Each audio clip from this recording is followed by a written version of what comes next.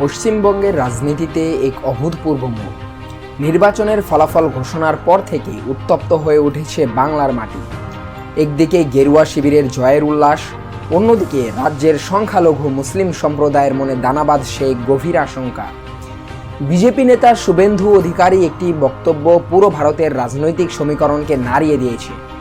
তিনি কি সরাসরি মুসলিম ভোটারদের অস্বীকার করলেন, নাকি এটি বাংলায় এক নতুন বিভাজনের রাজনীতির সূচনা?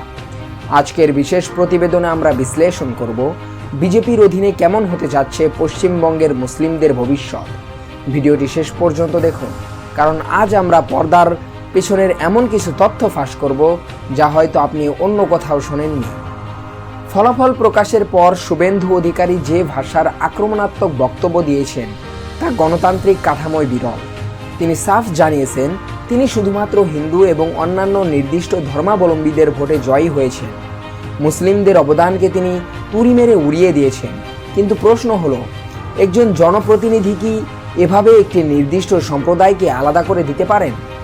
অনলাইন নিউজ পোর্টাল এবং বিভিন্ন সূত্র বলছে, শুভেন্দুর এই সেপারেশন বা আলাদা করার তত্ত্ব কেবল একটি তাৎক্ষণিক ক্ষোভ নয়, বরং এটি দীর্ঘমেয়াদী পরিকল্পনার অংশ। তিনি স্পষ্ট করে দিয়েছেন যে আগামীর সরকারে মুসলিমদের রাজনৈতিক গুরুত্ব হয়তো আর আগের মতো থাকবে না। এই যে মুসলিম ভোট ছাড়া জয়, এটিকে বাংলার দীর্ঘদিনের ধর্মনিরপেক্ষ ভাবমূর্তিকে সংকটে ফেলে দিল। আমরা যদি নির্বাচনী প্রচারণার দিকে তাকাই, তবে দেখব শুরু থেকেই বিজেপি নেতারা অনুপ্রবেশকারী ইস্যুটিকে সামনে এনেছেন। সাধারণ মুসলিম নাগরিকদের অনেক ক্ষেত্রেই বাংলাদেশের অনুপ্রবেশকারী হিসেবে আখ্যা দেওয়া হয়েছে। এর ফলে প্রান্তিক পর্যায়ের মুসলিম পরিবারগুলোর মধ্যে এনআরসি এবং সিএএ নিয়ে নতুন করে আতঙ্ক তৈরি হয়েছে। বিজেপির এই রণকৌশল মূলত হিন্দু ভোটকে একত্রিত করতে সফল হলেও তা বাংলার সামাজিক বুনন বা গঙ্গা যমুনা তাহজিবকে হুমকির মুখে ফেলেছে। শুভেন্দু অধিকারীর সেই জিহাদি ও মৌলবাদী তকমা কি সাধারণ ধার্মিক মুসলিমদের কোণঠাসা করার অস্ত্র? বিভিন্ন আন্তর্জাতিক মানবাধিকার সংস্থার রিপোর্ট অনুযায়ী এই ধরনের বক্তব্যের ফলে সাম্প্রদায়িক বিদ্বেষ কয়েক গুণ বেড়ে যাওয়ার সম্ভাবনা থাকে। পশ্চিমবঙ্গের মুসলিমদের এই উদ্বেগের কারণ কিন্তু কেবল স্থানীয় কোনো ঘটনা নয়, এর মূলে রয়েছে ভারতের অন্যান্য বিজেপি শাসিত রাজ্যগুলোর এক ভয়াবহ প্রশাসনিক ট্রেন্ড। গত কয়েক বছরে ভারতের রাজনীতিতে একটি নতুন এবং বিতর্কিত শব্দ যুক্ত হয়েছে, বুলডোজার জাস্টিস। উত্তরপ্রদেশ থেকে শুরু করে মধ্যপ্রদেশ কিংবা হরিয়ানা, আমরা দেখেছি কিভাবে আইনি প্রক্রিয়াকে পাশ কাটিয়ে কোনো অভিযোগ ওঠার সাথে সাথেই অভিযুক্তদের ঘরবাড়ি গুড়িয়ে দেওয়া হচ্ছে। অ্যামনেস্টি ইন্টারন্যাশনাল এবং হিউম্যান রাইটস ওয়াচ এর সাম্প্রতিক রিপোর্টগুলো বিশ্লেষণ করলে দেখা যায় এই বুলডোজার অভিযানের লক্ষ্যবস্তু অধিকাংশ ক্ষেত্রেই হয়েছে সংখ্যালঘু সম্প্রদায়। বিশেষ করে কোনো এলাকায় সাম্প্রদায়িক উত্তেজনা দেখা দিলে বিচার বিভাগীয় কোনো আদেশ ছাড়াই একতরফাভাবে মুসলিমদের বসতবাড়ি বা বাণিজ্যিক প্রতিষ্ঠান ভেঙে ফেলার ঘটনা বিশ্বজুড়ে সমালোচিত হয়েছে। ভারতের সুপ্রিম কোর্ট বারবার এই বুলডোজার কালচার নিয়ে উদ্বেগ প্রকাশ করলেও প্রশাসনের একাংশ একে অপরাধ দমনের কৌশল হিসেবে প্রচার করছে। বাংলার সাধারণ মুসলিমরা এখন এটাই ভাবছেন, এই একই মডেল কি এবার পশ্চিমবঙ্গেও প্রয়োগ করা হবে? ভারতের national crime record bureau NCRB এর বিগত কয়েক বছরের তথ্য এবং বিভিন্ন ইনভেস্টিগেটিভ জার্নালিস্টদের রিপোর্ট অনুযায়ী গোরক্ষার নামে গণপিটুনি বা নবলিঞ্চিং এখন এক সামাজিক ব্যাধিতে পরিণত হয়েছে। বিশেষ করে রাজস্থান, হরিয়ানা এবং উত্তরপ্রদেশে এই ধরনের ঘটনায় যারা প্রাণ হারিয়েছেন তাদের সিংহভাগই সংখ্যালঘু। সবচেয়ে উদ্বেগের বিষয় হলো, এসব ঘটনায় জড়িত উগ্রপন্থী গোষ্ঠীগুলোর সাথে ক্ষমতাসীন রাজনৈতিক দলের কোনো নেতার ঘনিষ্ঠতার অভিযোগ বারবার সামনে এসেছে। ভারতের স্বাধীনতার পর থেকে সাম্প্রদায়িক দাঙ্গার ইতিহাস খুবই রক্তক্ষয়ী। বিভিন্ন পরিসংখ্যান বলছে এ পর্যন্ত সাম্প্রদায়িক সহিংসতায় 10 থেকে 15,000 মানুষ প্রাণ হারিয়েছেন। উত্তরাখণ্ডের হলদোয়ানি থেকে শুরু করে দিল্লির জাহাঙ্গীরপুরি কিংবা হরিয়ানার নু, প্রতিটি ঘটনার ধরন বিশ্লেষণ করে দেখা যায় ধর্মীয় মিছিলকে কেন্দ্র করে উত্তেজনা এবং পরবর্তীকালে সংখ্যালঘু সম্পত্তি বাজেয়াপ্ত করার এক প্যাটার্ন তৈরি হয়েছে। পশ্চিমবঙ্গের মুর্শিদাবাদ, মালদা, উত্তর দিনাজপুর এবং উত্তর 24 পরগনার মতো জেলাগুলোতে মুসলিম জনসংখ্যার ঘনত্ব অনেক বেশি। দশকের পর দশক ধরে এখানে মানুষ সাম্প্রদায়িক সম্প্রীতির মধ্যে বসবাস করে আসছে। কিন্তু বিজেপির এই আগ্রাসী হিন্দুত্ববাদী রাজনীতির উত্থান এবং শুভেন্দু অধিকারীর মতো নেতাদের কড়া বয়ান সেই আস্থার ভিত্তিকে নাড়িয়ে দিয়েছে। যখন দেখা যায় কোনো রাজ্যে বিজেপির ক্ষমতায় আসার সাথে সাথেই উগ্রপন্থী গোষ্ঠীগুলো আইন নিজের হাতে তুলে নিতে শুরু করে, তখন বাংলার সীমান্তবর্তী জেলাগুলোর মানুষের মনে আতঙ্ক জাগাটা কি অস্বাভাবিক?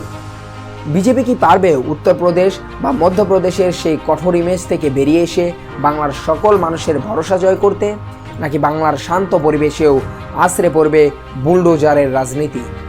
এটি এখন সময়ের সবচেয়ে বড় প্রশ্ন।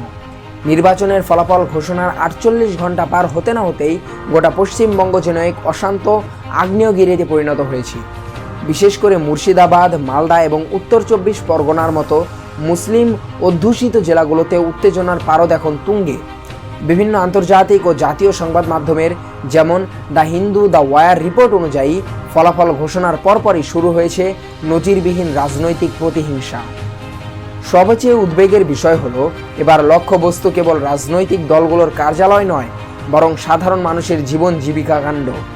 খবর পাওয়া যাচ্ছে বীরভূমের নানুর থেকে শুরু করে হাওড়া এবং কলকাতার বিভিন্ন প্রান্তে সাধারণ মানুষের ওপর হামলার ঘটনা ঘটছে।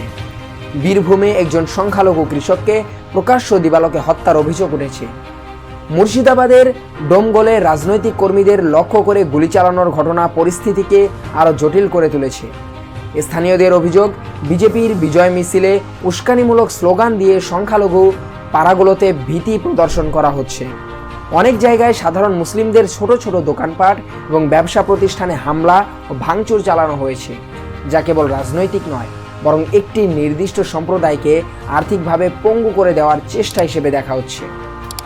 পরিস্থিতি এতটাই হাতের বাইরে চলে গেছে যে ভারতের নির্বাচন কমিশন ইসিআই পশ্চিমবঙ্গের মুখ্য সচিব এবং পুলিশ মহানির্দেশককে জিরো টলারেন্স নীতি অবলম্বনের নির্দেশ দিয়েছে। এমনকি ফলাফল ঘোষণার পর কেন্দ্রীয় বাহিনী সিএপিএফ মোতায়েন থাকা সত্ত্বেও কিভাবে বীরভূম বা মালদার মতো জায়গায় প্রকাশ্যে অস্ত্র নিয়ে হামলা হলো তা নিয়ে বড় প্রশ্ন উঠেছে। প্রশাসন বলছে তারা ধরপাকড় শুরু করেছে, কিন্তু মাঠের চিত্র বলছে অন্য কথা। আতঙ্কিত মানুষ ঘরবাড়ি ছেড়ে নিরাপদ আশ্রয়ে যাওয়ার চেষ্টা করছেন।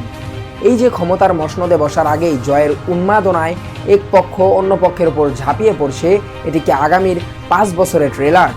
বিশ্লেষকরা বলছেন শুভেন্দু অধিকারীর মতো নেতাদের মুসলিম ভোট দরকার নেই, এমন মন্তব্য উগ্রপন্থী গোষ্ঠীগুলোকে আরও সাহসী করে তুলেছে। তৃণমূল কংগ্রেসের দীর্ঘ 15 বছরের শাসনের পর এই যে বিশাল পরিবর্তন, তাতে কি সাম্প্রদায়িক সম্প্রীতি সবচেয়ে বড় বলি হবে?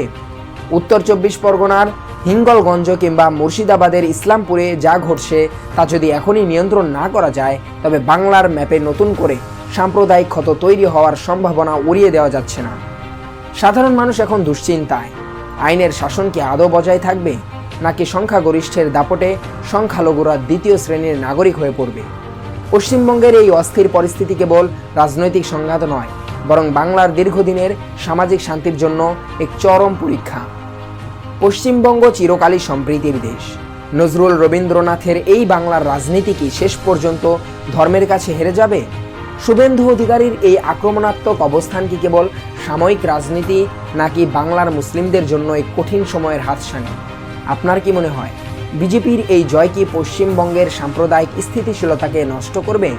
আপনাদের মূল্যবান মতামত অবশ্যই কমেন্ট বক্সে জানাবেন। দেশ বিদেশের এমন আরও নিউজ অ্যানালাইসিস দেখতে চ্যানেলটি সাবস্ক্রাইব করে আমাদের পাশেই থাকুন, আর ভিডিওটি শেয়ার করে সচেতনতা বাড়াতে সাহায্য করুন। দেখা হবে পরবর্তী কোনো ভিডিওতে। ধন্যবাদ।